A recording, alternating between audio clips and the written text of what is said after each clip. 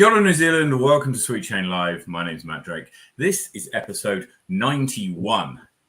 91. We've got an absolute crackerjack for you tonight. It's 9.5 out of 10. Bag kept. Collector's edition coming right up. Good evening, Brady. Good evening, Matt. Does any of that mean anything to you, or do you not really care? Oh, I don't really care. You're like 9.5 out of 10. I'm like, aren't discs like cars? Like as soon as you take it out of the shop, it depreciates in value. Isn't that how this works?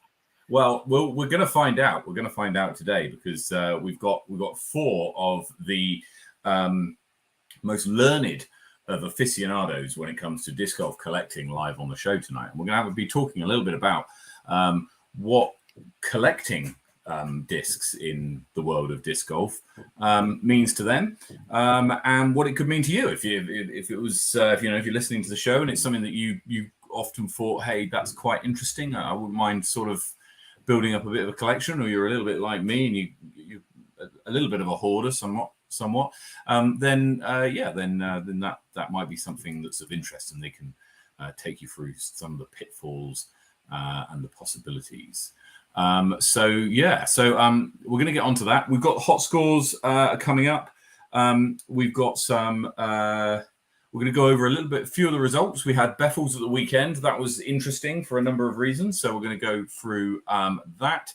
As a result, the rankings haven't been updated, but you will find the rankings on sweetchainmusic.co.nz under Power Rankings. You'll be able to search for yourself on there. They'll be updated as soon as we just got some clarification and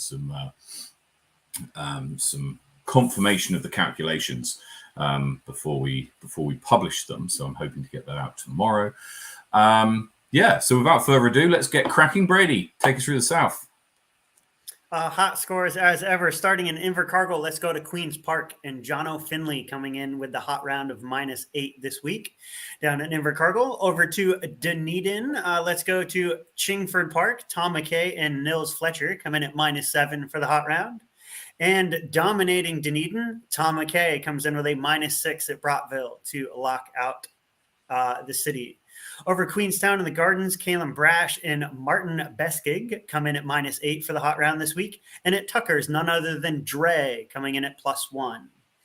Over the Crown Range, Ely Point, Ryan Cambridge is back on the hot score list with a -5. And locking it out Lakeside, Lismore Park, Ryan Cambridge, -12 this week to take out the hot round. Up in the Garden City, Jelly Park, Sam Marks getting it done, -14 for the hot round. Brooker Ave sees Kevin Carpenter at the top of the leaderboard with a -4. Queen's Park Reserve, none other than Paddy Padariki Kafo comes in again with a -4 to keep the hot round this week. And Warren Park rounding out the Garden City is Ashton Clark with a 9 under par effort. The South Island will finish out with Anthony Andrews coming in at a -6 in Saxon Fields there in Nelson. Matt, how about who's shooting hot on the North Island?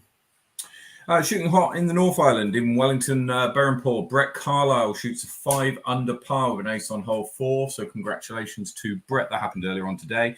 Here, Koi Andy Davey hits 6 under par for the hot score up foreshore. Over at Harcourt Park, Scott Woodhouse shoots 4 under par. And up at Linklater, Joel Simpson shoots 8 under par. Over to Topor and Callum Petman hits a +1. And over at Taranaki, it's Conor McKinstry and Brian Rawlins, who both hit 5 under par at Maryland's. Congratulations to them. Over at Rotorua, Hayden Rapiner hits 2 under par. And up at Flaxmere, Manuel Rangi hits 6 under par. Across to McLaren's, Lucas hits an even par. And up at Henderson, Josh Laparta hits, is that 15 under? It's 20-hole layout, I think, at Henderson. That they do 10 and 10 like we do at Berrenport. Oh, yeah. Okay, yeah. And finally, at Woodhill Red, Byron Salisbury hits 6 under par. So congratulations to all of those people this week. Some great golf being played. And obviously, as the weather gets better, more golf is going to be played. I think I've played more golf in the last week than I have in probably the previous several months. It's certainly, the weather is going in the right direction, and we thank the weather gods for that. Right, now let's get into the meat and bones of tonight's episode. So we've got some guests on. We've got 4 guests on tonight. They're all known a little for collecting. They've all got kind of do you call it a specialism? I don't know. We'll find out from them. Something they focus their collection on rather than just give me everything. So we'll find out from each of them what they are. So welcome to the show, Jay Avante, Tom Strawbridge, hey, how are you? Stout, and Henry Pearson. Good evening, Hey, gents. Good evening. Good evening. Wait. Good evening. Excellent. Look, thank you so much for joining us tonight, and thank you for taking the time out of your Thursday evening to talk about the kind of the other side of disc golf for a number of people. And there'll be a lot of people who are sat there going, "Oh, actually collecting, what the hell's all that about?" One of them sat right here. We're going to get to that. We're going to get to that in a second. First of all, I'd like you to just briefly introduce yourself. Tell us how long you've been playing. Tell us a little bit about your disc golf collection. If you've got any there to hand that you want to show off as being your particular favorites, then please do. What we want to know is a little bit about you and your kind of collection journey. How did you get to where you are now? Jay, do you want to kick us off? Yep, my name is Jay. I've been playing for about 2.5 years now. I kind of stumbled into collecting as just basically getting backups for my backups. Then I see that the price of the discs just keep going up, and I was like, oh, might be something interesting. Start collecting some discs, and basically my collection's mostly Innova and Discmania glow discs. Okay, so you specialized in glow particularly? Particularly in glow, yeah. Oh, okay. Excellent. Okay. Good stuff. Tom. Tom, playing since 2014, give or take, casually with a 6-pack of beer for a fair few years. And then, collecting sort of stumbled upon me for a while. At one stage I couldn't get a grip equipment bag in, and so I did a stack of discs to make the most of it from Europe. I got about 95 discs in a grip equipment bag. And yeah, the bank account loved me. But yeah, no, that's where it all started, is because I actually got the whole 4-core set and all that when I did all that. And so, yeah, that's where it all started, because I was like Paul McBeth's favorite player, and then Boomtown, and then sort of from there it was the 4-core set, and then all the Thunderbirds, the Jeremy Colling Thunderbirds, and then the Sexton's Firebirds, and then since I've been playing, my favorite disc has been the Pig, so the Pig collection has always been there and always been growing rapidly. But I've got a little one on the way in February, so had to cut it down, and she's just down to pigs these days. Happy wife, happy life. Excellent. And so you focused your collection pretty much on kind of sets, almost sets or particular discs. Yeah, so I had the set of Jeremy Colling Thunderbirds as well as the double stamps as well, and then I had had the full collection of Sextons from 2015 all the way through to 2022, and then I had the 4-core set, the Buzz, Force, and all that, Zone, and then just my pigs. Pigs my money. Every upshot with a pig, collecting with a pig, everything about a pig. I want a pet pig, but I can't get one. Please don't name your son that. Yeah, exactly. Daughter. Okay. Either way. maybe doesn't work. Ethan. Yeah, like Jay said, I think it kind of just, you don't really necessarily think about it. It's just backups for your backups, and then you leave that pretty one aside, and then you start looking on Facebook, and you start looking online, and eventually start grabbing a few other ones. And you're here today on a show talking about collecting discs. But yeah, I've probably been playing tournaments for the last 3 or 4 years, but probably playing an extra year or two. Before that, probably didn't start collecting till maybe 2.5, 3 years ago, at a guess. And yeah, it's just a slippery slope. Like you said, I'm probably a bit of a hoarder as well. And I think I like to have lots of things rather than, say, one valuable thing. So my collection is probably based on quantity over like having one, that's worth way more. But yeah, I have had a little bit of everything for a while, and some of it's gone and some of it's not. But mainly Macbeth and Discraft in general, and Sextons as well. Yeah. Excellent. Henry, welcome back. Thanks. Sorry. Yay! About going in and out, but I think I'm here permanently now. You're good. Excellent. Cool. Okay, all good. I take it we're just sort of introducing ourselves, are we? Yeah, tell us about you and your collection. Well, I suppose for your viewers that don't know me, my name's Henry Pearson. I'm the founder of Winnow, which is a brand that manufactures a line of disc golf backpacks. And we're also a retailer of discs, primarily based in Auckland, but shipping up and down the country. I kind of got into collecting by virtue of launching the business, and our staple product really is our backpacks. But I felt that it might be appropriate to look at expanding our product offering to drive traffic to our e-commerce store.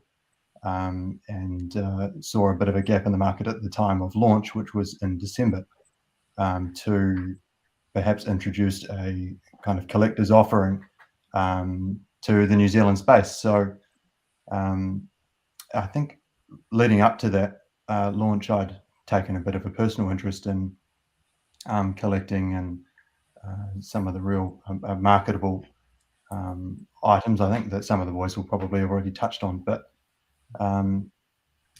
so I suppose I'm looking at the collectors markets both from a personal interest standpoint, but also from a buy, sell, trade, and exchange perspective from a commercial viewpoint. So I suppose that's why I'm here.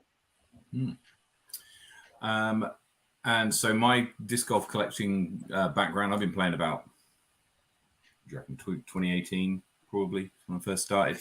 So about four years. Sweet Chain Music started in late 2019. And my collection has been largely falls into three categories, I guess you could say. The first one is Latitude 64. We'll get on to why trilogy discs have no real value in the resale space a little bit later on. Paige Pierce being one of my favorite players and a player I support a lot. I've got a small Paige Pierce collection, and a bunch of other stuff like stuff that's a bit kind of in fashion at the time of it going. So, for example, the Brody Smith Get Freaky and the Cloudbreaker 2s, etc. So,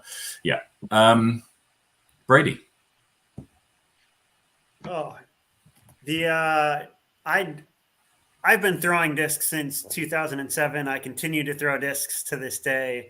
I think I've only ever once purchased a disc knowing that it wasn't going to be thrown. And that's simply because I'd already thrown another one. And I knew it wasn't going to make the bag, but just in case it did, I bought one and it's kind of stayed on the shelf. So I've only ever done that once. Every other disc that I have in my collection is like a tournament disc. So I've been playing tournaments since 2012. So I've been competing for a decade. And so, I have a couple tournament discs that were part of the players pack that I would go on to win that tournament. So I have that, I have a couple discs that you guys are like, oh yeah, I've been playing for 3-4 years. And I'm like, I don't think a single one of the discs that I have in like my collection are that young.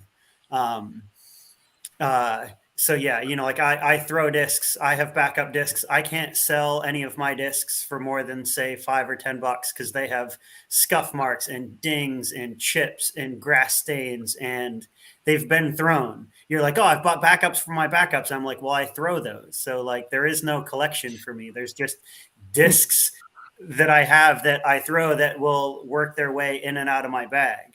So you're the thrower, not the collector. Then in this group, oh, 100%. Like, yeah, excellent. Like, it's good to hear that you're going to be able to provide a devil's advocate kind of perspective to the conversation. I think is rather than supporting wholeheartedly what everybody's doing. I think you missed the memo though. No, I think this is good because I can kind of moderate and keep you guys human and not whatever this is.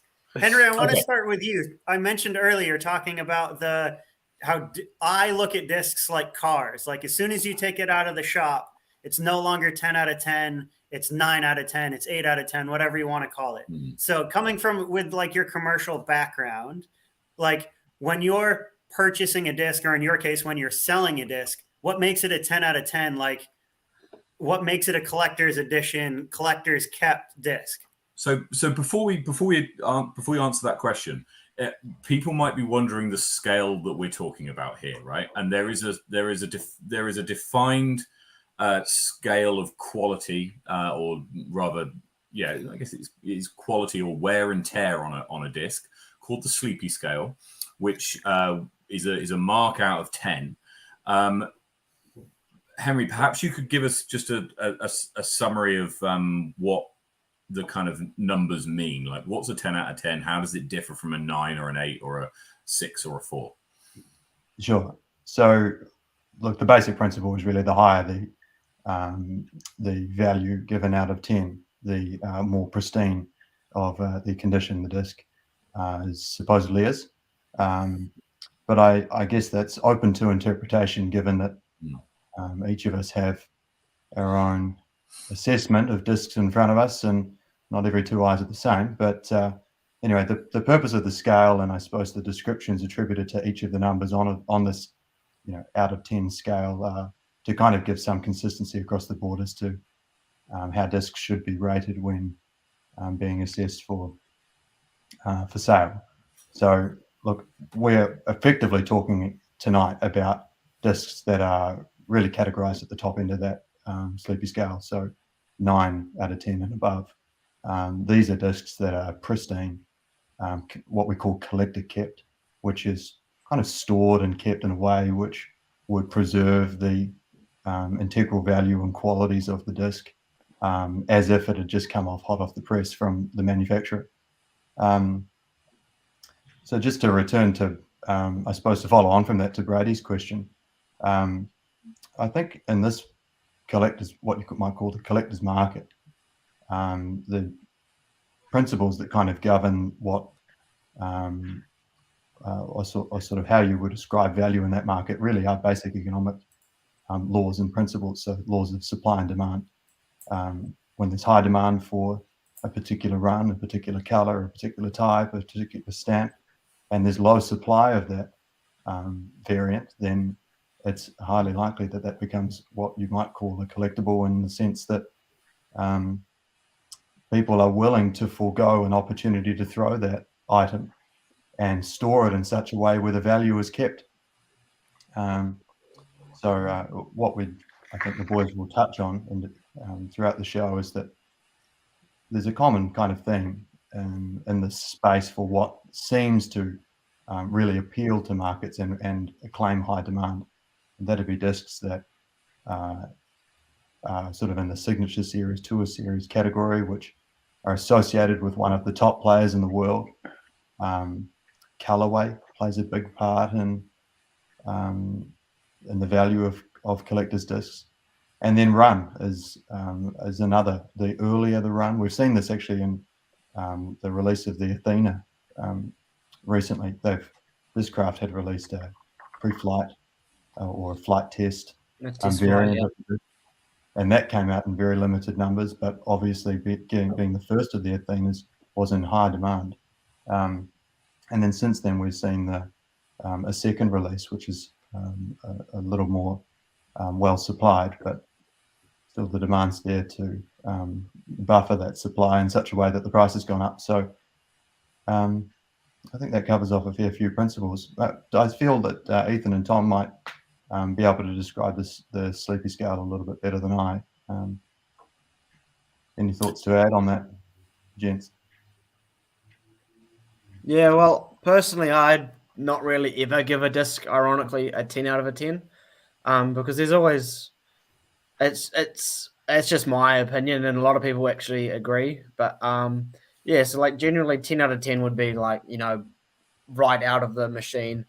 But then like 9 out of 10 or 9.5, I guess, is what most people would actually call their top end pristine collect discs. That might have maybe a little scuffle, nothing really noticeable, but most of the time I personally and a lot of other people will call it 9.5, even if it is pretty much as good as it, in good a condition as it could be. And then 9 maybe is like a couple scuffs, and then 8 is like, oh, I took it out to the field and I've thrown it once or twice, and it might have ink, it might have put your name and your number on it.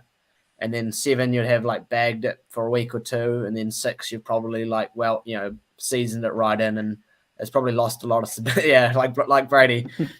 Most of it's probably 7 or 6 out of 10, where they lost a bit of stability and they're starting to beat up and fly a bit different. But yeah, the system's a bit weird because it's really defunct after about 6, and it's only because I've never really seen a disc rated less than about a 5 or a 6, because to get to a 4, it's pretty much going to be like a dog chew toy, and it's still ignoring 3, 2, and 1 out of 10.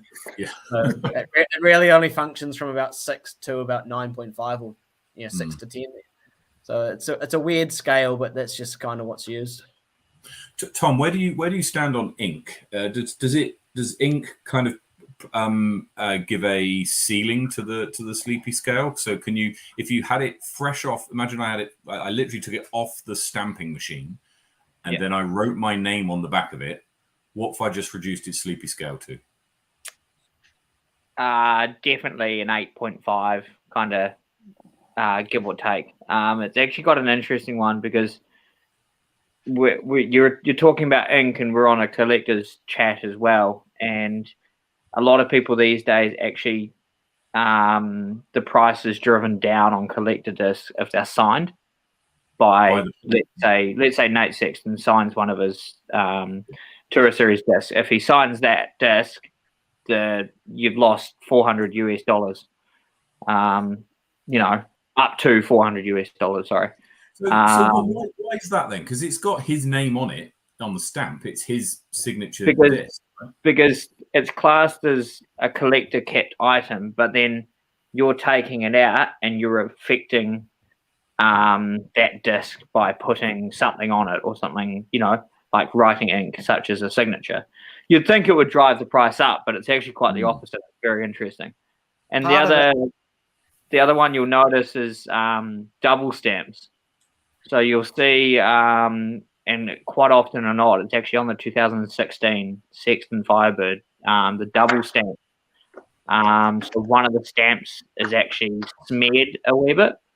And so a lot of people, once again, price is driven down because of that. And you'll notice it's more down to like people would sell it as a 9.0 instead of like 9.5 collector kept, because it is still collector kept, but because of the double stamp in the factory, it's just smeared off a partial of the stamp. And loses value straight away, as well as collector kept. Yes, it is, but not so much because of the double stamp. That's, I guess, but then going from that, a lot of people get confused with inked and penned. So penned is obviously what weight it is, and you'll have that in the bottom of every disc in the center, Star Firebird with a little asterisk, and then Fire or something like that, and then 175G being grams. Because then a lot of people manufacturers do it differently, eh? So Innova ink discs, whereas like Discraft put a little sticker on the inside rim. Yeah. Latitude and Castoplast now, and Latitude previously etch the weight on there. So just Mania, Jay or Henry confirmed me if they etch it in. They emboss it in, Yeah. And so that's another good way to do it. But a lot of people get confused with inked and penned if you're starting out, obviously. And so penned is obviously the weight and all that. And then inked is actually like someone writing something on it, whether it's a signature or a name or something like that. So penned is okay. Inked is bad. Penned is from the manufacturer. Yeah. Okay. Yeah, it's kind of like in the center of the discs. Yeah. You can see it. You get the weight and sometimes the plastic. Yeah. Just the one here in the middle. Yeah. Going back to that thing about the pros riding on it, I think it has to do with the availability of pros in the States. Our sport's quite accessible, and like the Pro Tour goes around not literally everywhere, but goes around to quite a few different places, and is quite accessible for people to get up, get in the car and drive and get a signature on a disc. Yeah, right. And I think our opinion of that here, because obviously we don't see Macbeth once a year, or whoever your favorite pro is once or twice a year, and we don't get that opportunity. Our image and our how we view signature signed discs. Personally, I actually rate them higher because it's harder in New Zealand. But I think because of the accessibility of our sport and just in general is probably a reason as to why it's weighed down a little bit. Whereas you get Jordan to sign a pair of Air Jordans, and suddenly they're way more valuable. Yeah, right? Exactly. Yeah. Okay.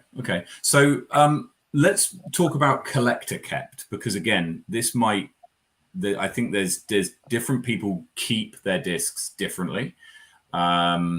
Me personally, I've got boxes, and mine are in Eva, these little kind of jiffy bags that are kind of sealed on the top, and either they're ones that are either the right size for the disc because I've got them from somewhere, or they're ones that I've bought from the supermarket, and not quite the right size, but they're big enough for the disc, right? So they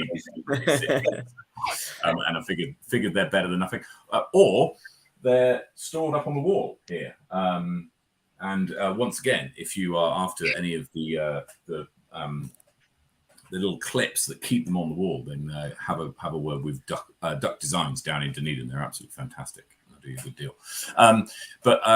So talk us through collector kept. Who can give us a rundown of how they keep their discs?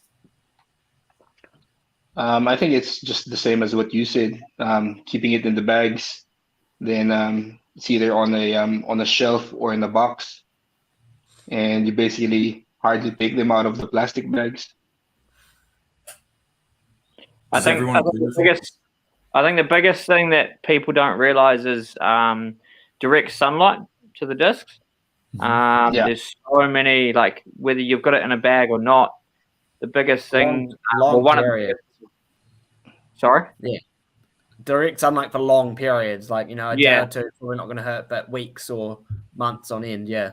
And you'll see it in, there was actually a run of the 2021 Firebirds that people were posting, and, they were once, a pinky, bluey or something like that, and then all of a sudden they were just white because people had just left them in the sunlight, and they were either losing value or people were like, oh my God, it's a white Firebird. Like no one, they didn't really release, bugger all of them anyway. But yeah, like direct sunlight is the biggest one for obviously, as Ethan said, longer than just a couple of days because shady spot. And then on OTB discs, they sell these 3 mil bags, and you get about 100 of them for I think $40, $45 New Zealand, and they're so good. They're perfect. So yeah, hit up a friend or do a deal, and Ethan knows what's that shipping company? U-Ship. U-Shop. on the New Zealand Post website. Yeah. Because often places like that, particularly during the pandemic, wouldn't ship to New Zealand. So if you go into a U-Shop and look it up, basically you just buy it and you put in the U-Shop address, which is a place in the States, send it to there, and then you pay New Zealand Post to have it sent from their shop there to New Zealand, in short. But yeah, if anyone's interested in, shipping puts you off, say it's, because it has been some extraordinary prices, particularly over the pandemic last few years, check out U-Shop. It's definitely more reasonable. Still not cheap, but better than paying, $70, $80 for 2 discs or something. When stocks those 4 mil collector bags as well. The 4 mil 9x9 ones. So that's right. Overseas, if you don't need to, but. And so keeping them in those bags is essential. And then I mean, what do you do then? Is it just kind of a plastic tub from warehouse, or have you got like a rack, or what's next? Probably a couple of ways to go about it. Look, you'll see over my shoulder, I've got this sort of storage shelf here. This is for just general stock that we stock on our website. But for collector kept stuff, I wouldn't stack it in the manner which is you'll see behind me. It's it's something that you'd be more inclined to do. I'll just pick up this box I've got here. Side by side. So I suppose in stacking them like you would on the shelf, you do run the risk that the weight or the exposure to the lights here in the room might change the quality of the disc over time. And given their value and the extent to which their value is attributed to their quality over the long term, it would seem like a silly risk to take. So look, I tend to store them in the bags, and then each bag has just 1 disc in it, and then I'll stack them in the box like I just showed you, usually one with a closed lid, and then keep that in a pretty cool dark place like a cupboard, wardrobe or something like that. And then they keep really well. There's the Systema containers, the 27 litre and the 60 litre go really good, and they stack like perfectly in line if you get those specific sizes. I think, Matt, you've got a couple in the background there. Yeah, these 60 litre ones are the ones that I use when I take my stock to tournaments and want to pitch up my shop, because you're right, the 60s, they hold 2 rows of discs very comfortably, and with enough room to kind of for people to flip through and whatever. So and they're relatively inexpensive as well. $25 warehouse. Wait till they've got a 2 for deal on, and you'll be but yeah, that's the best way that I can say. But yeah. Yeah, mine are pretty much the same, just with kind of drawers within a box and drawers, but like bagged and standing upright side by side. So, sorry, Brady, do you have a question there? Yeah, I kind of have a question for Jay, actually, because I know the boys on the bottom row have like they're pristine and that kind of stuff. Jay, you said your collection is specifically glow. So like, is there anything now? Does glow? Do they see sunlight? Do they not? Do you take them out to like watch them glow? Does that like lessen their value? Like, is there anything special about glow discs in your collection that you have to take care of or be mindful of? I kind of got into glow discs because of my work schedule. I work pretty long hours, and I always work on the weekend. So having a throw on during winter is an issue. So I started building up glow bags, and we actually like Henry. We took Henry out and the other boys for glow rounds in Rosedale, and we light up all of the baskets in Rosedale or Henderson, and we just play glow during winter because of our schedule. But I don't think glowing the discs up lessen the value of the disc. I think it's just basically still the same as sunlight, because glowing them up is just basically storing energy in them. And once it dissipates, it doesn't do anything to the disc. It doesn't discolor them. I think glow discs do lose their ability to glow over time, though, if they're charged. If they're and this might be over years, right, or more certainly months. If you charge a disc up and then allow it to glow in the dark, and then you charge it up again, the more times you charge it up, like a battery, the less time it's going to last. Is that right? I've got a like one of my first glow discs is actually a Night Strike 2, and I've been using it for about 3 years now, and still glows the same as 3 years ago, and it's pretty well used now. Okay. But what happened with one of my pigs was I left it out in the during lockdown. I left one of my glow pigs out in the open sun in the garden, and that damaged the disc quite a bit. It changed the flight, and it doesn't glow as well anymore. Mm. Yeah. So out of 10, what would you give that glow pig? What do you mean? Like if I were to rate it and sell it? Yeah. That's probably like a 6 or a 5. Yeah. Still 5 or above, Ethan. I bet Tom would still buy it. Yeah, of course Tom would still buy it. So 100%. Speaking of, anyone got any pigs for sale? We've covered kind of the storage and the kind of equipment that you need to use. But there's probably people out there going, well, hold it. Like, I can't go and buy these collector discs from like a website like, for example, Sweet Chain Music or Disc Shop or Small Planet. Winnow, you mentioned Henry that you've got a few collector discs on the Winnow site. But outside of that, where do you get your discs from? Facebook. Facebook Marketplace in the States. Am I asking you to reveal your secrets there, and But this is going to push the price up with higher demand? It's no secret. There's great deals all over Facebook. There's so many groups dedicated to discs. You know, whatever it is. Low, Page, Discmania, Innova, Trilogy. There's I'm on way too many pages for considering I even look at half of them. But in the half I do look at, there's just deals on deals on deals. And there's always people putting up stock.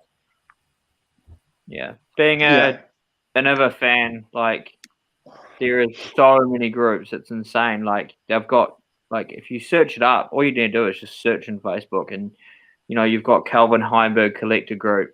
You've got Paul Macbeth Innova Collector Group, from way back when he was with Innova. And then you got Ricky Collector Group and Innova only, and then you got Team Stamp Collector Group. It's insane how much you'd have. Like, I've now sort of got a few certain people that I message just personally and privately over in the States now that I've got to know quite well. That I just message them and they either source it for me or something like that. Just because it's easier, and it's how because few people are like, oh, we don't ship internationally kind of thing, but it's quite easy now. I just contact them and they're like, yep, sweet, I'll sort it for you, done. And they're so enthusiastic. Like, one guy I remember, I messaged him. I was like, hey man, do you ever end up sending that discount? Like, it wasn't like a hurried up stress. Like, I was like, just checking in. I haven't heard anything. And he rung me, he video called me, and he's just like, I'm so sorry, dude. I'm so sorry. He's like, I'll chuck an extra disc in there for you. And he chucked just a random, like, collector kept Judge in my shipping for free. I was like, all right, sweet. Like, I don't know what to do with this. And But yeah, like they're so enthusiastic and they're always willing to, share or do something, Like, I think And I that's would a say, problem as well with like groups like on Facebook, especially with how much these discs are selling. You always see people posting the same picture that somebody else has posted, and what happens is they're just scamming you for your money. So there comes a time where you have to really research who you're buying from, and like reading feedback groups and stuff as well. I think it's pretty important. Like, is there any good feedback about this person? Because there's a lot of people just scamming people out there at the moment as well. I think that's a really good point, Jay, and one to make people aware of if they're going to start bidding for things on Facebook is to make sure that they're, you don't just jump into, Paul Macbeth's signature discs on Facebook group and bid on the first thing you see. You want to do your research on the people selling it. See what activity they've had in the group previously and what other sales they've made, and if you've got concerns, message the moderators about the post and check credentials, etc. I would say though, Matt, that the place to source discs, because all this collectors stuff doesn't just magically appear out in the world. It does come through retailers first at some point. So part of it is knowing what's going to be worth collecting later on. And so like you are right, nothing worth hundreds and hundreds of dollars is probably sitting for sale at $25 at someone's shop. But if everything starts out, give or take slightly, but at retail price on a shelf somewhere before it goes into the secondhand market. You're absolutely right. I mean, the most expensive disc I saw for sale, we covered it on the show recently, was a first run Berg, which went for $3,500 US. It was in mint condition. And the green one. The minty green first run Berg. Now, at one point, that will have been sold by a retailer for retail price. The Berg was like Castoplast's third disc, I think they released. The Rask was first, and the Berg was their third disc. And probably didn't have the value that it had when it was first released, right? Certainly didn't have that value when it was first released. So yeah, you're absolutely right. Knowing what's gonna be collectible. So there's the obvious ones, right? So we all know that if Paul Macbeth does a run of a set of six claw discs that sum of 500 or whatever, and you've got them from Discraft. I know, Henry, you picked up a set of those, and I think Ethan, you did as well. What else should people be on the lookout for? Is there any kind of hidden gems that people kind of look out for? Firebirds, is that one, or did that get diluted more recently? But it kind of depends. Like, you don't need to go collect Firebirds. Like, if you want to collect discs, there's no point Tom going out and collecting Discraft if he doesn't like it. There's no point going and getting anything unless you're interested or like that brand or like that pro. So it all you got to kind of choose and find what you like to begin with. Like, but yeah, general tour series, limited edition, like, Cloud Breaks and the Discmania Creator series. But yeah, or anything that's kind of got any bit of hype around it, that they kind of release announce they're going to release them, generally eventually kind of goes up in value. But like I say, you kind of got to figure out who your favorite pro is or what your brands are first before you trying to dive into a niche. Like Tom's found his pigs, because he loves throwing the pig first, but obviously his addictions come second after that. But he's found something he likes first. It's not just he did that because someone else was doing it. No, but that's the same with Jay as well, right? So Jay's got a glow collection because he largely threw glow discs or froze glow discs because it fits in with his schedule. And then Ethan, I suspect you're the same. I think the other thing that you can sort of tell or stand out by is if you're talking about value, is that if you look at Nate Sexton, if you look at Jeremy Coling, those players particularly have been with Innova for a long time. And so with that, like the value's going up each year that they keep signing, kind of thing. Paul Macbeth, another example, like obviously I'll put it out there and it's going to cause some tension, I'm sure, but he's the GOAT. 100% putting it out there. But not only is he the GOAT, is that he signed that 10-year deal with Discraft, and it was the biggest signing in disc golf history and things like that. And so that's another thing that drives the value, is the people and how long they're going to be with that company for. And obviously, if you're a 6-time world champion, then that adds value. So why are some brands more collectible than others? Because no one knows what caster blast is. Well, I would argue actually to the opposite. I mean, if no one knew what it was, then why is the most expensive disc sold a Casterplast disc? Well, it's the most individual. I don't know if it's more expensive than the it overtook the Sky. one-off disc, like the Nate Sexton special release double stamped. That's the LVC one, the glow one. That fetched for a lot of money as well. It like did. I would argue that's different, because this was. You're starting an argument here with 3-4 previous or current Sexton collectors. No.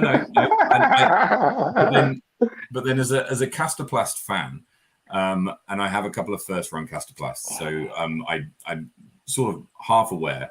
The Berg that sold for 3,500 was a stock run disc. This one that was an LVC special stamp or whatever, just like the Sky God that was like a triple stamped Sky God. It was a 1 of 1, right? The Firebird that you're referring to is a 1 of 1. The Berg that was sold, that was the most expensive, was one of probably only a few hundred, but still one of a few hundred that was made at the time when they bought it out. And I think that makes it more impressive than the 1 of 1 that's obviously going to get hype, that was obviously almost made, like that Sky God was made to be sold by Simon Lizotte for a charity, right? Whereas the Berg was sold to be the first run of a new disc that Casterplast bought out.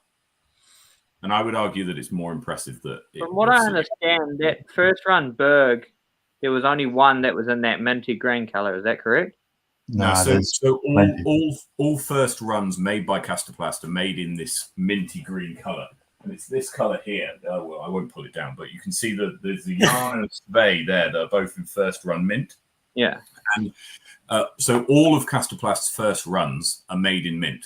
That's the only color a first run comes in, and mint only comes in the first run for all of their. Instantly going to drive the value up. Yeah. Not only is it a first run, but it's also a minty green, which they don't produce anything more. They never produce a mint outside of first run, and all first runs are. You got $1,000 for the first run, $1,000 for the color. and it's quite an iconic. It's quite an iconic culty disc as well. I mean, it's a great thrower. Brady throws one. He should know. So it's a great disc on top of that. But anyway, look. We are digressing slightly here. Well, I have a question for the group then. So, because this will kind of go the other way, because I'm not a collector. Like I said, I bought one disc. In fact, this is the only disc I have ever bought to collect. So it is a Test Flight Onyx signed by Paul Macbeth. So I know, thanks to Tom, its value has already gone down. It's been not bad kept, but still well kept. I'd probably rate it a 9 to a 9.5. So seeing how I'm not a collector, but I would like to market my disc to a collector, could you guys help me? If I wanted to flip this disc and sell it, how could I describe it, or how could I make sure that I put it in front of the right people to get what the disc is worth? I think there's a few ways to go about it. Look, here in New Zealand, we're limited, and I suppose our collector's market is yet to mature relative to international collectors markets. So Mm. you've got a couple of options, I suppose. One is to approach the New Zealand market directly, which you could do either via the sort of newly formed New Zealand Collectors Facebook group that Tom leads, and Ethan and Jay will play a reasonably active role in. with Chris Dixon. Yeah, Chris Dixon and the other admin of the group. And in terms of presenting that disc for sale to the group, it'd be appropriate to describe its attributes as accurately as possible, so that it'd be weight, condition, color. So I suppose it's important to photograph the disc in a way that accurately reflects the color of the disc, because color is such an important component when determining the uniqueness of a particular item. And then you'll provide perhaps an indicative price, which might be informed by information that you might gather from other markets or places like eBay, which are a little less reliable, admittedly. And then I sense your second resource would be the international markets. So we sort of touched on a bit earlier about how or why some brands are more marketable in collectors' spaces than others. And I would say that it's kind of market dependent. I think some brands go really well in certain markets, but poorly in others. Discraft is a good example because it absolutely flies off the shelves in the United States and New Zealand, but is not particularly sought after in places like Scandinavia. So yeah, anyhow, that's your two options. Getting that disc from New Zealand to the States is obviously a challenge given the pricing of shipping. And then the third thing that you need to account for is things like exchange rates if you did go as far as sending to the States. So at the moment, the exchange rate's pretty attractive for an exporter. So Brady, if you were to list your disc for, let's say $50 here in New Zealand at the moment, and then sorry, let me rephrase that. If you were to list that for $50 over in an American market at the moment, you'd be getting roughly sort of 80 to 85 New Zealand back, given the exchange rate. So there's lots of things to consider, but as our New Zealand market matures, the necessity to go and look abroad is probably going to become less and less likely. It's the best way I found, and it was when I was actually selling my 4-core zone. I had a black 4-core zone, and I didn't know. I had a rough idea of the price, but I didn't know exactly how much, and so I just jumped onto a Paul Macbeth collector group that I was a part of, and there's 2,000 members kind of thing, and I was like, well, I'm bound to get an opinion off a few people. So I just stated the condition, blah blah, everything, and then I was asking for a price, give or take, on what it's worth. And the thing that people need to remember is at the end of it, you always need to put NFSOT, not for sale or trade, because if people then chuck a number at you, that could be classed as a bid if you haven't, or an offer as such. But that's the best way to do it, really. And then you get, once again, Facebook groups are the way forward. There is also, if you're looking for a price, there's actually a Nate Sexton collector page website, which you can use as well, which has updated prices constantly. They're not exact. They're a rough idea, but it is so good. It's Nate Sexton collector page. Just Google it, and it's just information for days on Sextons. Sounds like a good guideline. Brings up a point, though, that I would say that because the New Zealand market's so small, and just because of our geographical location, there's actually a discrepancy in US value of a disc and the New Zealand value. Just because you could sell it like that test flight Onyx, I know for a fact you could probably go sell for close to 100, 150 US dollars to the right seller, right buyer in the States, but you're not getting 250 or $300 out of anyone in New Zealand at a guess. but like I say, and coming the other way, you can buy it. It might only be worth $50, say NZ in the States. Here, just because if it wasn't released by retailers and all various other facts, like rarity and as such, drive the price right through the roof, because people are partially also lazy and don't want to have to sort out shipping themselves. So it does actually get a little bit tricky to navigate what a fair New Zealand price is for some discs and what like its US value is. Well, at least in my opinion and from what I've seen. Yeah, Ethan's right there. Like the disc of value in the States is, you've got your set price, Cloudbreaker, 100 US kind of thing. But in New Zealand, it's more than that, purely because of the shipping from the States at the moment. Like I recently was fortunate enough to have a good friend up here in Nelson. His wife went over to the States to see family, and she brought back a suitcase full of discs for me and Vaughan. So shout out Lindsay Wiley on that one, or Willie, as Brady likes Big Willie style. But yeah, that was awesome, and it was so good to, because on average one disc is $35 US to ship, give or take, obviously, but that's generally what you're looking at. So you're looking at $50 New Zealand roughly just to ship one disc, and you think shipping in New Zealand is $10, $15 depending on how much it's boxed up, kind of thing, and that. But yeah, it's shipping is, because people look at actually war pigs, for instance. People look at them on eBay and they're $50 New Zealand. But then to actually get them into the country, you add US tax and, shipping once again. And so that's why, arguably, I'd say you're not getting a war pig for less than $90 here in New Zealand. New Zealand dollars, that is. Yeah. Yeah.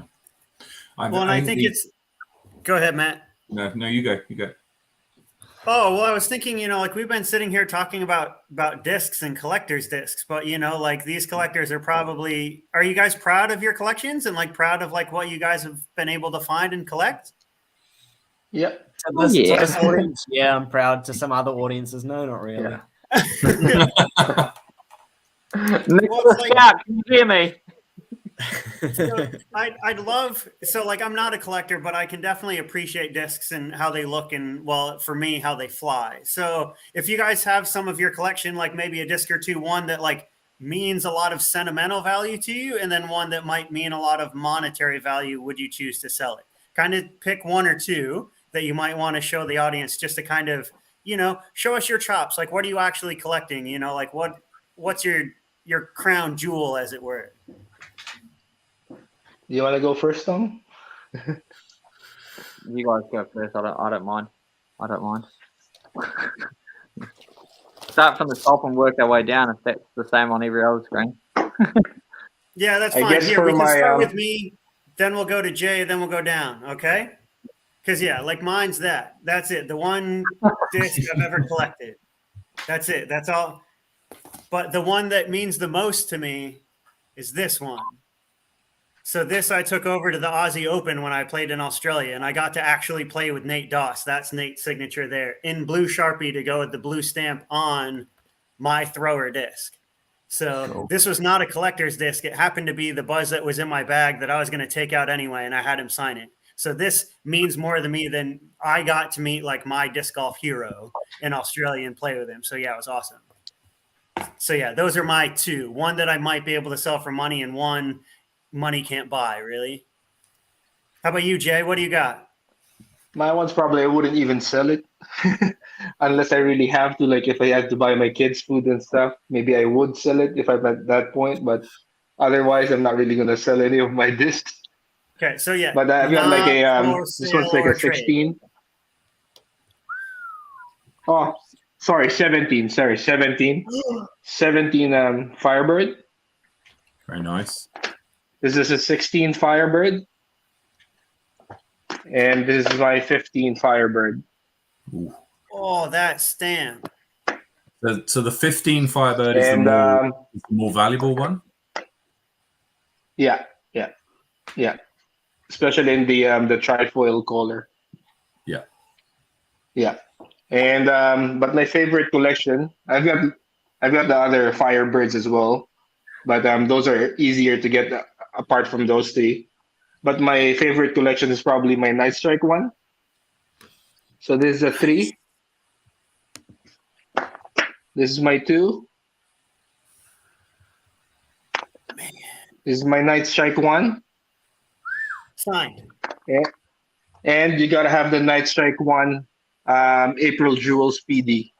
Wow. So this is probably one of the hardest ones. I think it's like 1 out of 75, I think, or 1 out of 50. PDs in the glow stamp with the Night Strike stamp. And my Iron Samurai collection as well. 1, Very good. 2, and 3. Is it wrong if I just want to quickly shut the lights off in your room and see how much that collection glows? Give me a second. Yes. He gets his wish. Hot Well, that's class. you. I was going to say, I don't think the three of you can do this. So, well, different glow plastics have got different levels of Yeah, quality. I've got some glow ones actually. Glow Okay. piggy. Plenty of glow twoies just sitting down here. I don't know if that's collector's realm, but Are they collectors kept though? oh, very much so. Good. The glow Berg, if anyone wants one. I don't know.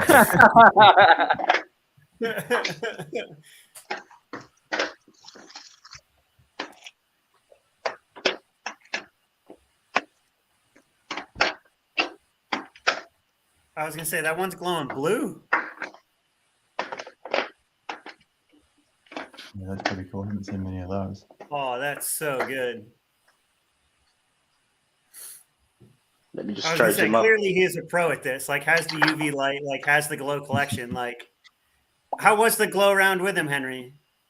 Oh, it's fantastic. We had about a dozen guys out there playing. Wow, look at that. That's cool. Oh, man. And Can you see it? Jade set up all the baskets, and he had this seriously cool UV lights, and oh, sick! How awesome is that? So yeah, it was thoroughly enjoyable. So I turned up with I think it was a glow tui and a glow picker, and then Jay turned up with about a bag of 32 glow discs in it, every mold you could think of. That was awesome. Yeah, had heaps of fun. That was cool. I like that. That was Yeah, very Jay, good. that was awesome. Thanks, man. All good. Tom, I think you're next. What do you got? Oh, yeah. What are you proud of that your wife is not proud of? Doesn't know about. So I started off with this piggy here. The Buy now. pretty plain Jane kind of styles, but this one's got some mega swirls to it that's going through. And as I was talking about earlier, drives down the price, but signed by Ricky. Mhm. I got it signed purely because no one really knew what a pig was or anything like that. Well, apart from me, but until Ricky started up the Tour Series pigs back in 2019. So sort of, yeah, that really people were like, oh my God, there's such things as pigs. Like you'll find anyone in Nelson's most likely got a pig in their bag because I'm just feeding pigs out all the time. But yeah, that's definitely one. And then I've got 3 of my favorite team stamp pigs. Where's my camera? There you go. So that's a double stamp Gucci. That's another double stamp Gucci. Gucci And then- stands for that like print in the background, right? The Gucci stamp is a type of run of pig that they made. Okay. I don't actually have one on me that's not double stamped. But yeah, this one's another one as well. So with Innova, the team stamp drives up the value incredibly. Oh, what a friend. And so, yeah, the team stamps obviously drive the value up and worth a decent amount. I've got this one here as well. Pretty three foil war pig. There's one other that I've just added to the collection finally, which is a 777. It's actually on the way from the States. So yeah, pretty stoked about that. There's about 23 of them, give or take, in the world, and so one's on its way to Nelson. And then this one is arguably the biggest of the biggest. Yeah, there's one of 15 from memory of these in the world. There's black war pigs. There's yeah, very, very hard to find, 15 of them. And so if you find one, hit me up because I want another one. What do you Tom? But yeah, there's 15 in the world, and if you find one, most likely the person isn't rid of it at all. What do you think they're valued at, Tom? Do you want the honest? Hold up. You're looking at $500, $600 US. Wow. That's pretty cool. Yeah. Right. Okay, now that I've caught my breath. Whew. Ethan. Yeah, I was gonna say, how about that southpaw? What's that lefty got cooking? Oh, I got a few things. I bought a few. One thing we kind of didn't really discuss is what kind of brings discs value, and I got a stack of obviously because I have lots of all sorts of discraft, folklore and Macbeth and all sorts, but I guess a lot of that's kind of halfback. Like I have 2 or 3, and I'll be throwing one maybe, or I'll give it. I'll give one a test. That's kind of it's kind of a blur between throwing and collecting discraft. But obviously the Firebirds I don't throw, well, not anymore. But I got a few just to illustrate the difference in like color, because that's what can drive up the price or not drive up the price between years, particularly in sextons, but just any collector's disc is, generally like Tom's, the blacks and certain colors will always go for more, just because they're cooler. But again, it's all about personal preference usually. I just got a couple. Like if I hold side by side, you can kind of just see the different tints and where's my camera? Yeah. And shades of glow plastic that they all are. Mm-hmm. And then I guess and they I've got a better photo of it somewhere, but they're all vary in different blues and whites and pinks and stuff. But I guess probably my crown jewel, I guess, because I have lots rather than real expensive ones. It's probably this blueberry colored 2020 Rainbow stamp. Yeah, with the rainbow stamp. But 2020 was the year I started collecting sextons, so it's my favorite stamp.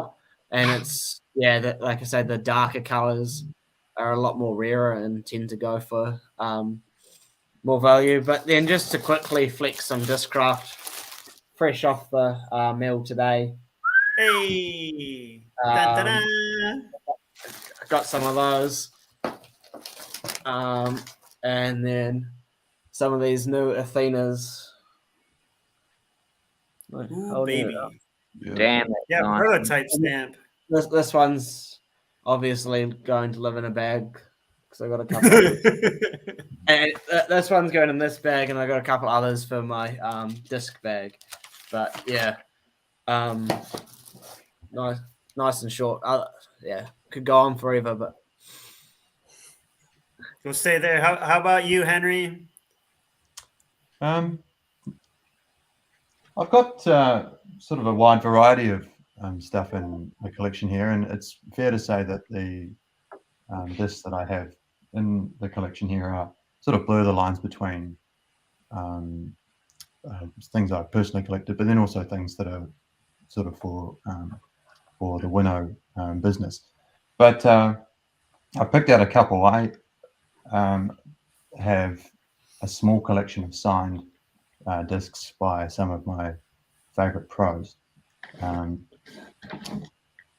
So first one here is a 4-Core Force signed by Macbeth himself, which I think is pretty sweet with the clear color. Then I've got a Ricky. What's this? This is a Ricky Star Shimmer Star Fiber signed. Sexton 001 stamped.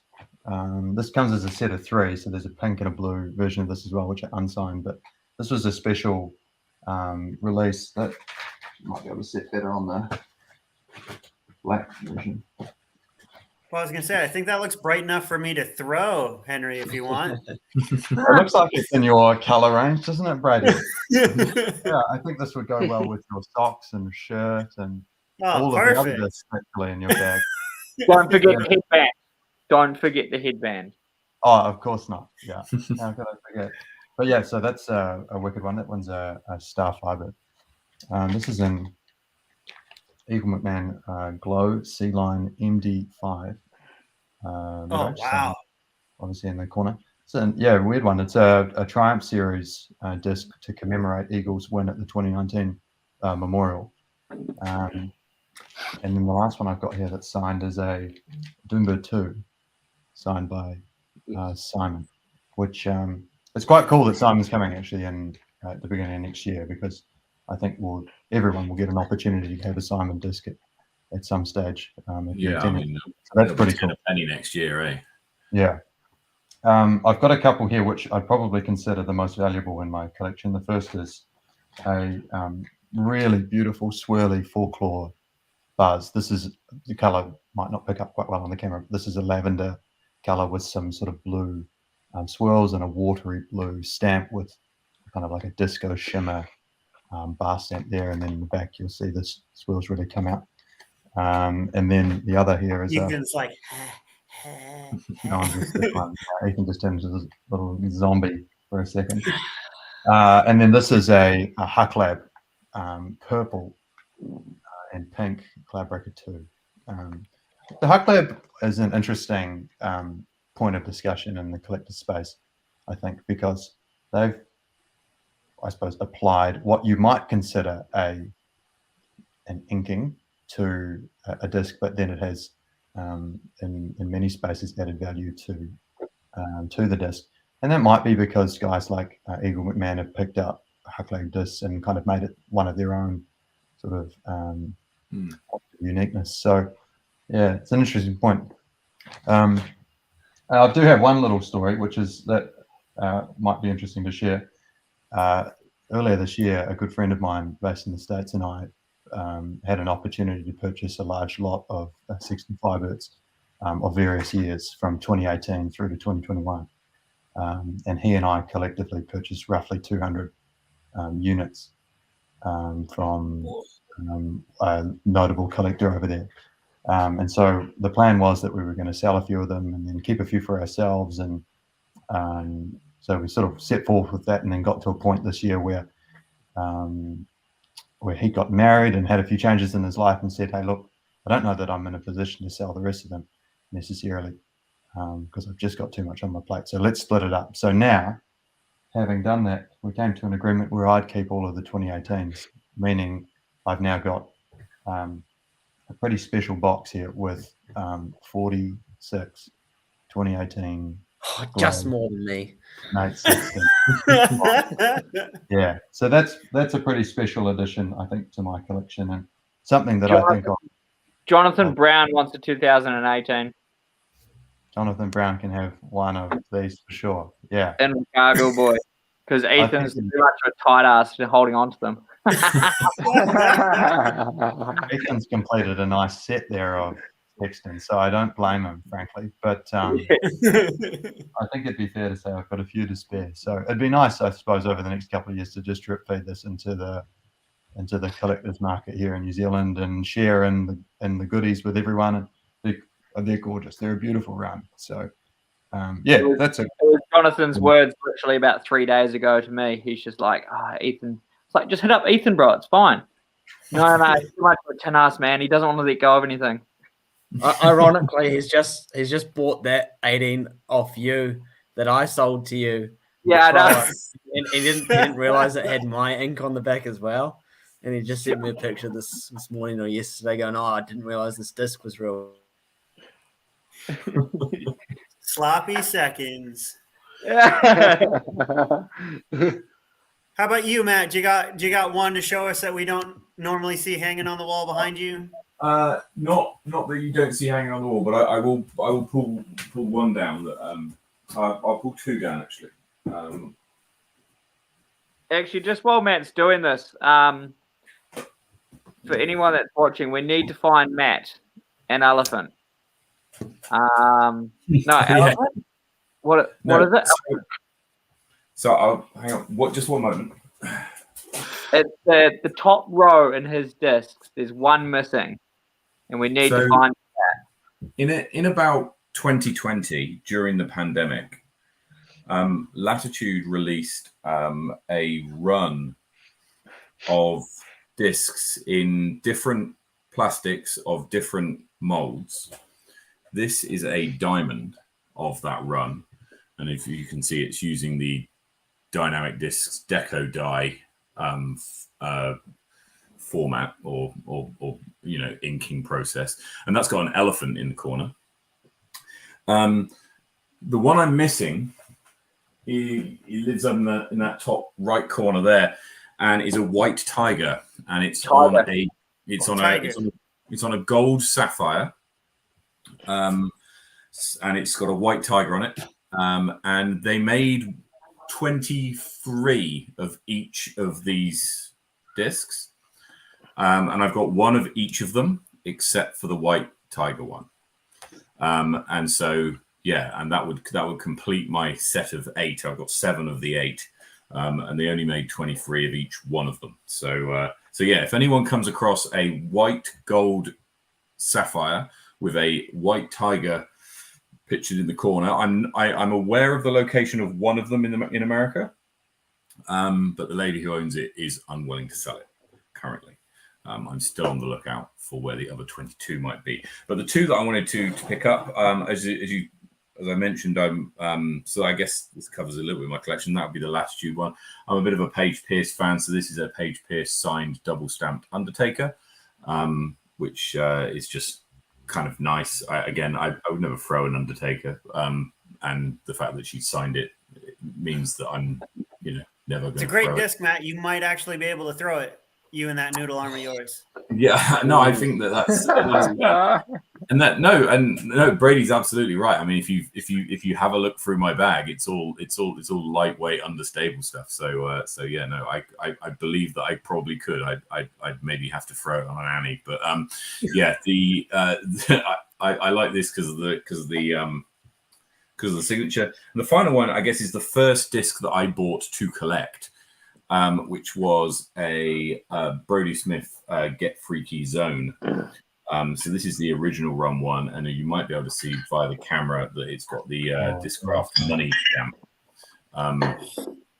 And so these discs, this one in particular, I think retails, or not retails, but you could sell it probably for, I don't know, 120 to 150 US, I suspect. If I had a black one, then you probably quadruple that price, and that gives you an idea of the some of them are more sought after than others. But yeah, they'd be mine that I'd choose. I think Brady just had a moment there where he was contemplating coming over to the dark side.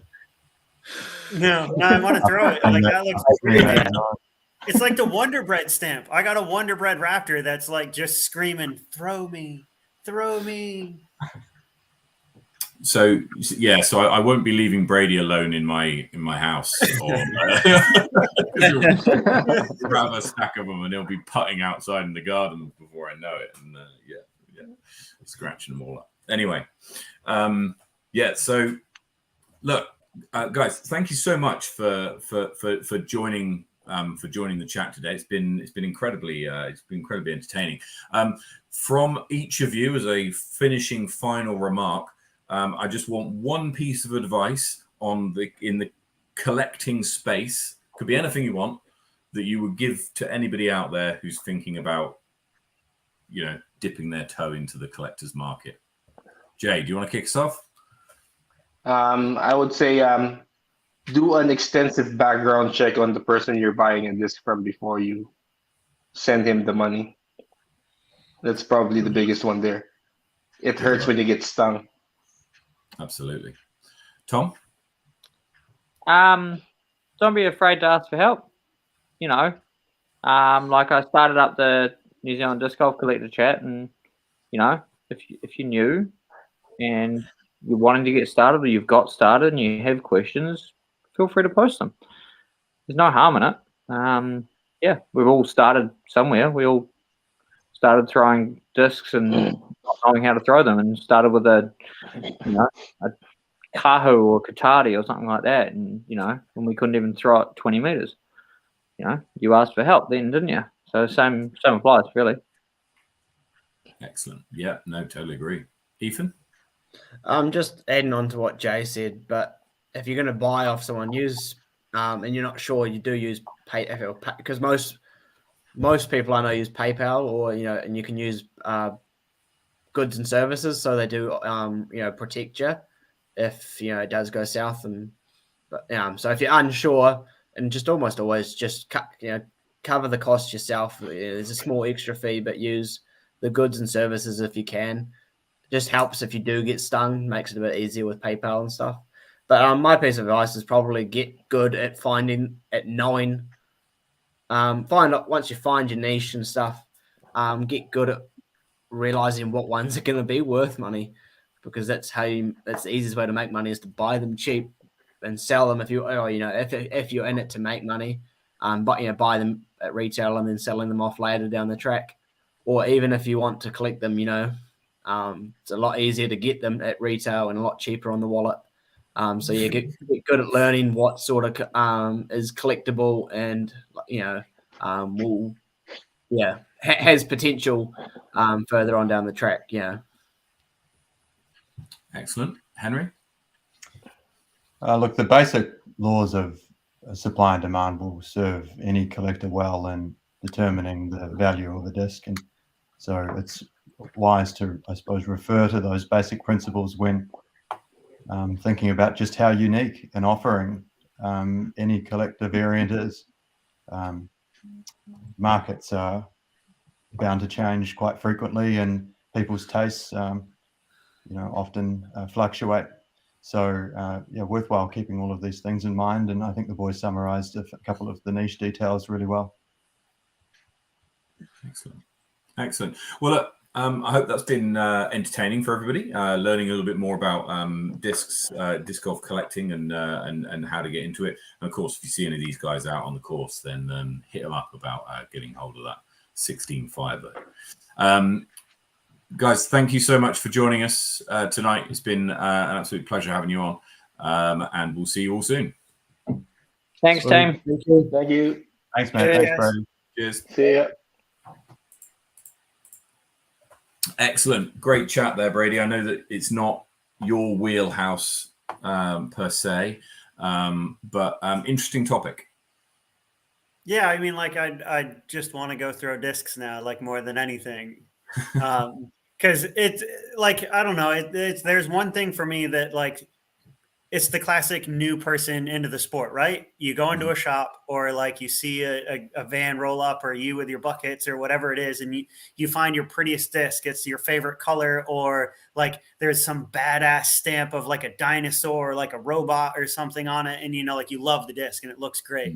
For me, it was like seeing the disc fly, like getting it right that first time, like that first long drive where it carves through the air, that first S shape that you make. Like, I was hooked. So yeah, like, you guys can have your pretty discs and they can be worth a lot of money to a lot of people, apparently. But for me, yeah, I'll stick to my throwing plastic. Fair enough. And you know what? I think that it's a great example of how disc golf is quite a broad sport in its appeal to a lot of people, and adds weight to the argument that disc golf is the best sport. Anyway, right. Let's move on. Let's go through some results. Now, there we had Beffels at the weekend, which wasn't without its controversy. But let's have a look at some of the results from up at Beffels. So Jackson Sullivan took out the MPO division by 2 shots over Mark Dakiv, and fought off a bit of a comeback actually in the final round. And it was Mark who shot the two hottest rounds of the weekend with a 10-23 and a 10-22 in rounds 2 and 3, which is incredible. So well done to them. Down in advanced, Matthew Masters picks up his second advanced division victory in a short period of time by 4 shots over Nicholas Gouldner. Paula Wilson takes out FA1.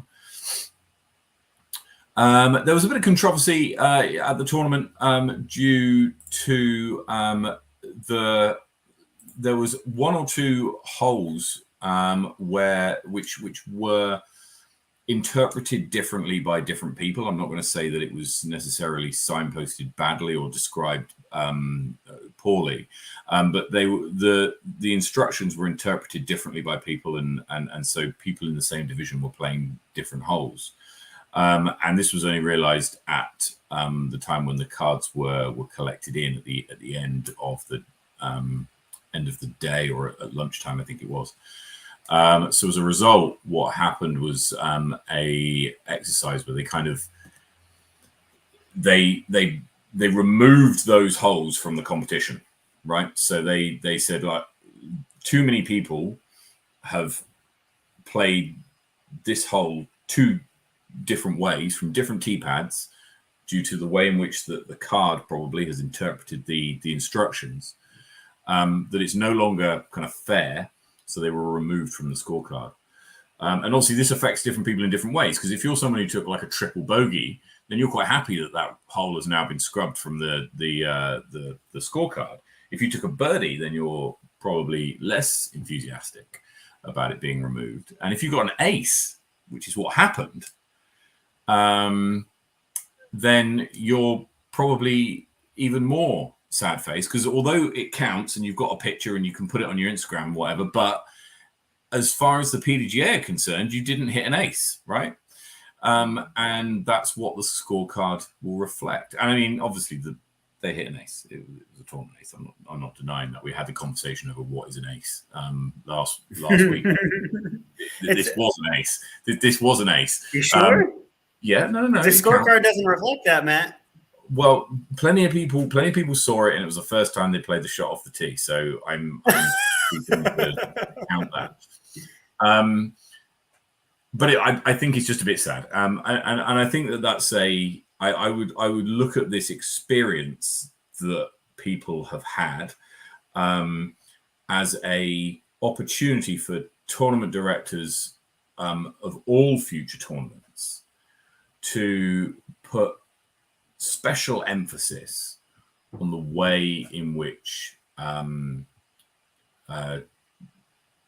caddy books, hole maps, round guides, whatever you want to call it, are produced and communicated, right? So that we don't end up in a situation like this again, because it's not a nice situation for anybody to go through. And even most so for the tournament director. I know Mike Foley would not have been too pleased that this has happened, and probably quite stressful on the day, especially given the amount of work that has gone into producing that tournament. Right, the amount of hard work, not only in the organising, but actual manual hard work in getting baskets set up and everything else. So I think this is a good opportunity to just kind of, if you're a tournament director and you've got a tournament coming up, just be real careful on your caddy book and just, pass it through a few eyes first before publishing it, so that the you can try and tease out some of the interpretations that different people might have. Anything to add? No, I think you hit the nail on the head. Like I dealt with this very specifically leading up to nationals, and especially the idea that I had some divisions that had to, I had certain divisions playing long tees, certain divisions playing short tees, and so like had to make sure that I was communicating prior to the event of which tees, what divisions were playing, and then also like making sure, that like you said, I made sure that I passed my caddy book, the PDGA site, plus all like the Facebook and social media posts through multiple eyes before they got posted. So that way everything was on the same page. And I know how hard it was, like I wouldn't have been able to pull off nationals this year if it wasn't for the team that I had. Big shout out to, like Pack and Save Kilburney and like Gecko Disc Sports, like asking for help and having, like, it takes a village to raise a child, right? It takes a club to run a tournament, a good, great tournament. And so, like, don't be afraid to ask for help and make sure, you're dotting your I's and crossing your T's. Absolutely. Absolutely. Right. So I mentioned that we're still waiting on the rankings to be updated. So I can't share the rankings with you now. However, they will be updated probably tomorrow. So check the website tomorrow for updated rankings for New Zealand. And let's have a look at the upcoming events, because there is quite a big tournament coming up this weekend. First down south, we got Waitapu. We do have Waitapu, and it's happening not quite as we speak. There we are. So Waitapu is kicks off tomorrow at Lake House. So if you're going down to that, then have fun. It's always a tournament that sells out very quickly. So I can imagine there's everybody going there will be very enthusiastic, and it's normally a good turnout and a good quality tournament. Bros for Change is in 2 weeks' time, and obviously that's Drew Gibson will be here as well, and they're doing a clinic in Christchurch the day before. The week after is Faultline Fury in the Temuka Tussle. Day at the Lake week after that. Christchurch Fling registration opens on the 30th of October. Sunday. So make sure that you get ready if you intend on going down to Christchurch early December. Then make sure that you register for that. Egg Monster in Taranaki weekend back after New Year's, and Roxburgh open the week after, and then of course coming up in February, March is the 3 big majors of the year. And actually, we're going to be doing some, I think Waitapu gives us a bit of a week off, right? So we have Waitapu this weekend, and then there's a 2-week gap before we get more tournaments kind of back to back. So we're going to be doing, next week, we're going to be doing some picks for nationals.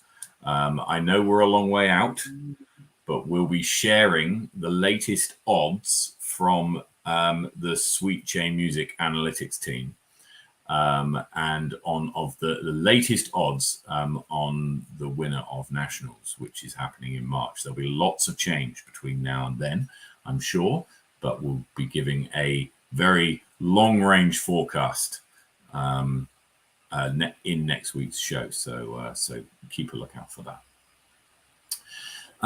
Right. I think that's more or less us, Brady. I think so. We've collected a few discs. We got a couple tournaments coming up that we can throw those discs at. Yeah, absolutely. Which is exciting. And it looks like we have plenty in store for us when it comes to the data analytics team and crunching numbers. We're going to probably have a lot of moving and shaking coming this summer. Absolutely. The one last thing to mention is that the Spring League in Wellington kicks off next Wednesday, on Wednesday, the 2nd of November, up at Hardcore Park. It's $5 a week, or $30 for all 8 weeks. So see you up there, 6:30 Wednesday night at Hardcore Park, by the tee pad of hole 4, and then we'll spread out from there, similar to how we've done it in previous weeks. So you turn up on the day, or hit us up in the messages, and we'll get you involved. But wherever you're playing disc golf, take it easy, play well, get some birdies, and we'll see you next week. Cheers.